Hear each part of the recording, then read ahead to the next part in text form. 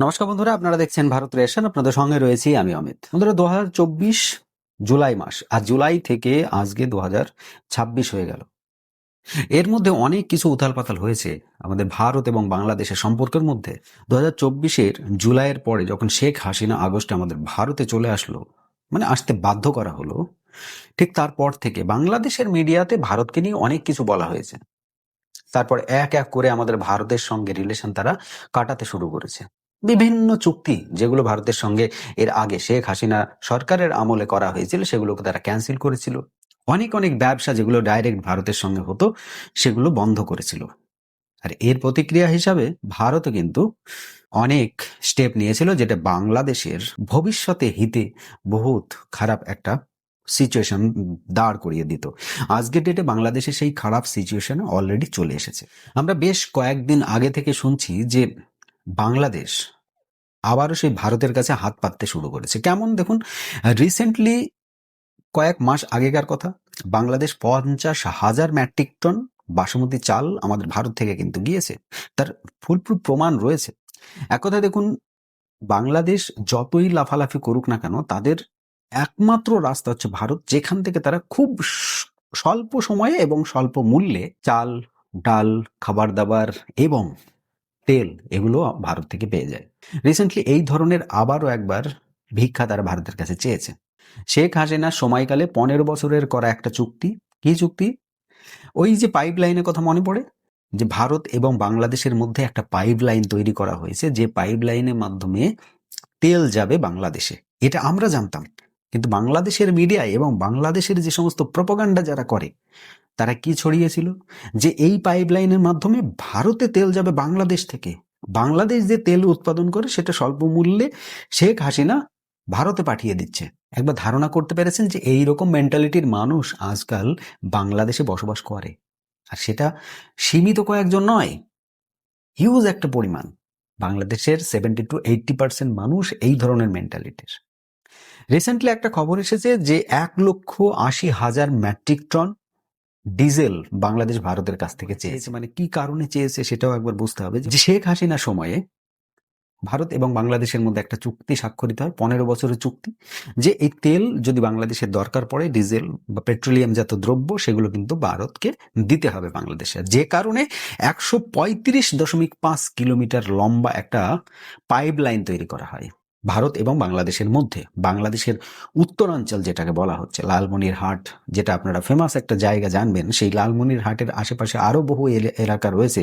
তো সেই এলাকাগুলোকে ব্যবসায়িক দিক দিয়ে সাধারণ মানুষের মুখের দিকে চেয়ে ভারত এবং বাংলাদেশ সরকার একত্রিতভাবে একটা পাইপ লাইন তৈরি করেছিল, যে ভারতের যে আসাম থেকে যে তেলটা যায় সেটা যদি ট্রাকের মাধ্যমে না গিয়ে ওই পাইপ লাইন দিয়ে যায়, তাহলে বাংলাদেশের ক্ষেত্রে সেটা খুব স্বল্প মূল্যে তারা বহন করতে পারবে, এবং এই যে চুরি যাওয়ার যে ঝামেলা ঝঞ্ঝাট সেটাও কিন্তু থাকবে না।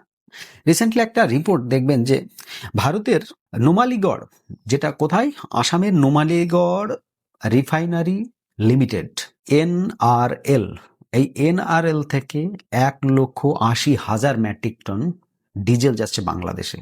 কোথায় যাবে? এই আসামের নোমালীগড় থেকে ডিজেল চলে আসবে আমাদের শিলিগুড়ির টার্মিনালে, যে মার্কেটিং টার্মিনাল রয়েছে সেই টার্মিনালে আসবে। সেখানেই আছে সেই পাইপ লাইনের ব্যবস্থা।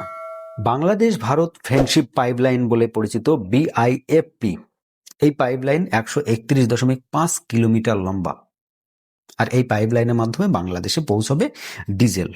এই ডিজেলের বর্তমান রেট ধরা হয়েছে $83.22 পার ব্যারেল, মার্কিন ডলার, $83.22 আর এই রেটটা যে এটাই ফিক্সড থাকবে সেটা নয়, ইন্টারন্যাশনাল বাজারের হিসাবে আপনারা সকলেই জানেন যে এর রেট কম বেশি হয়।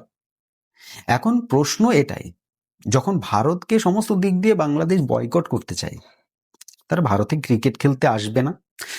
2026 যে ওয়ার্ল্ড কাপ হবে ভারতে, আমাদের ফেব্রুয়ারিতে এটা স্টার্ট হওয়ার কথা, 7ই ফেব্রুয়ারি। ভারত এবং শ্রীলঙ্কা হচ্ছে হোস্টিং কান্ট্রি। তো এই কান্ট্রিতে যে খেলাগুলো হবে, বিশেষ করে ভারতে, সেই খেলা খেলতে আসবে না বাংলাদেশ। এটা তারা ICC কে একটা চিঠি পাঠিয়েছে, লেটার পাঠিয়েছে। যখন ভারতে তারা খেলতে আসবে না, ভারতের সঙ্গে তারা বিজনেস করবে না, ইভেন রিসেন্টলি এমনও হয়েছে যে ভারতে ভিসা দেওয়া বন্ধ করে দিয়েছে, মানে ভারতকে ভিসা দেওয়া বাংলাদেশ বন্ধ করে দিয়েছে। মানে একবার ভেবে দেখুন তো।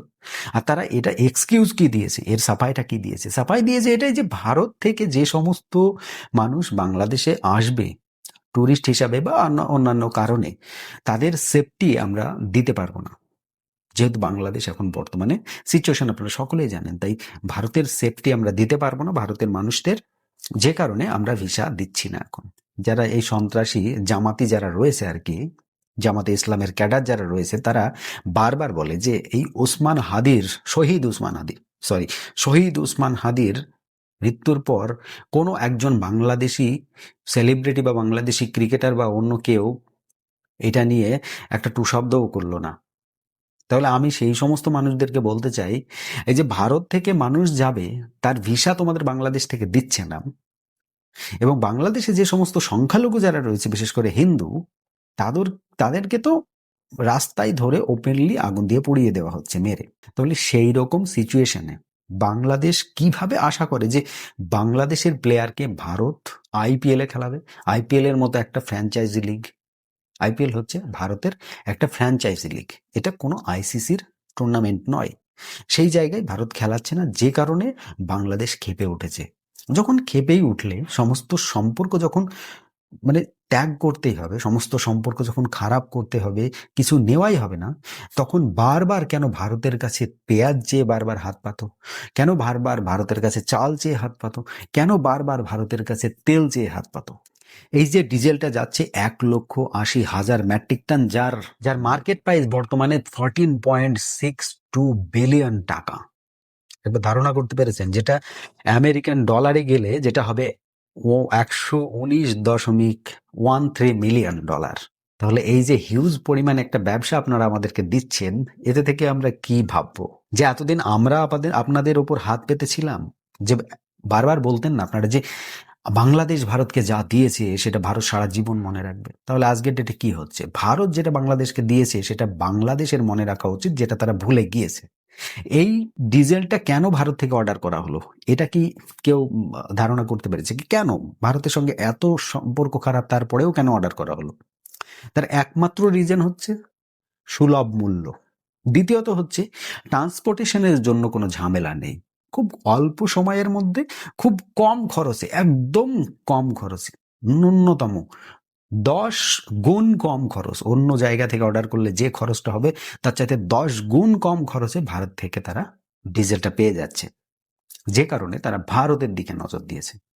এই কথাটাই এতদিন যখন ওই 2024 সালের জুলাই, আগস্ট, সেপ্টেম্বর, ওই টাইমে যখন উত্তাল ছিল বাংলাদেশ, তখন কিন্তু বাংলাদেশের সাধারণ মানুষও বলছিল, ইভেন তার আগেও বিভিন্নবার যে ভারত বয়কটের যে ডাক দিয়েছিল যখন বাংলাদেশিরা, তখন কিন্তু সকলে, ওর মধ্যে যারা একটু বুদ্ধিমান ছিল, তারা বলেছিল যে আমরা সকালবেলায় ঘুম থেকে উঠে ভারতের জিনিস ব্যবহার করি, আবার ঠিক রাত্রে ঘুমোতে যাওয়ার আগে পর্যন্ত ভারতের জিনিস ব্যবহার করি। সেই রকম পরিস্থিতিতে ভারতকে বয়কট আমরা কিভাবে করতে পারি? এক্স্যাক্টলি আজকেও তাই। রিসেন্টলি যে ক্রিকেটের নিয়ে কন্ট্রোভার্সিয়াল হলো বা চলছে, এখনো বর্তমানে আগুন জ্বলছে, সেখানেও তাই। বাংলাদেশের কোনো অকাদ নেই ভারতের সঙ্গে টেক্কা নেওয়ার। ভারত কোনো সময় ডাইরেক্ট বলবে না, যা আমরা যেমন আমরা পাকিস্তানকে বলি, আমরা যেমন বলি যে পাকিস্তান যদি কোনো রকম ভুল করে তাহলে আমরা অন্যরকম ব্যবস্থা নেব, সেই রকম কিন্তু বাংলাদেশকে ভারত বলবে না। কারণ বাংলাদেশ হচ্ছে ভারতের পালতু একটা দেশ, ভারত পালন করে বাংলাদেশকে। তাই ভারত যেহেতু বাংলাদেশকে পালন করে, তাহলে তার উপরে বেশি ক্ষোভ দেখিয়ে বা বেশি রাগ দেখিয়ে তো লাভ নেই, তাই না? দেখুন, আপনারা সকালবেলায় ঘুম থেকে উঠবেন, ভারতের জিনিস ব্যবহার করবেন, এসে ভারতকে গালাগালি করবেন, আবার দুপুরবেলায় ভারতের চাল দিয়ে ভাত খাবেন, রাত্রিবেলায় আবার সেই ভারতের তেল জ্বালিয়ে সমস্ত কাজ করবেন, দিয়ে ভারতকে গালাগালি করবেন। আপনারা খেয়ে পড়ে ভালো থাকুন। আলটিমেটলি আমরা এটাই চাই, আপনারা যত গালাগালি করবেন আমরা তত উপরে উঠব। আজকের ডেটে এই রিপোর্টটা বাংলাদেশের কোনো মিডিয়ার মধ্যে আমি সেই রকম ভাবে দেখতে পাচ্ছি না, কিন্তু আপনাদেরকে একটা রিকোয়েস্ট করব, ভিডিওটা শেয়ার করে দেবেন। কারণ এই ধরনের রিপোর্ট বাংলাদেশিরা তো শেয়ার করবে না, কারণ তারা কোনো এমন রিপোর্ট শেয়ার করবে না যেটা তারা ভারতের কাছে নিচু হচ্ছে বা ছোট হচ্ছে, ভারতের কাছ থেকে প্রোডাক্ট নিচ্ছে। এতদিন তারা ভেবেছিল যে আমরা ভারতকে দিয়ে আসছি, এখন দেখছে না, এ তো ভুল। ভারত আমাদের কাছ থেকে কিছুই নেয় না, আমরা ভারতের কাছ থেকে নিই। তাই তারা এইসব রিপোর্ট করবে না। এখন তারা ঢেউয়ে খেলছে। কিসের ঢেউ? দেশভক্তির ঢেউ। আর এই দেশভক্তি আর কতদিন থাকে সেটাও আমরা আপনাদের কাছে দেখব। আগামী ডেটে মুখ থুবড়ে সেই ভারতের কাছে এসে পড়তে হবে আপনাদেরকে, আর এটা বাঞ্ছনীয়, হতে বাধ্য। আপনাদের কি মতামত অবশ্যই সেটা কমেন্ট বক্সে লিখতে কিন্তু ভুলবেন না। আজকে এই প্রতিবেদন যদি আপনাদের ভালো লেগে থাকে একটি লাইক করবেন, শেয়ার করে বন্ধু মহলে সকলের কাছে পৌঁছে দেবেন। আসলেই কি বাংলাদেশ ভারতকে ছাড়া বেঁচে থাকতে পারবে? কি মনে হয় অবশ্যই সেটা জানাবেন। আজকের মতো প্রতিবেদন এখানে সমাপ্ত করছি। সকলে ভালো থাকবেন, সুস্থ থাকবেন। ধন্যবাদ।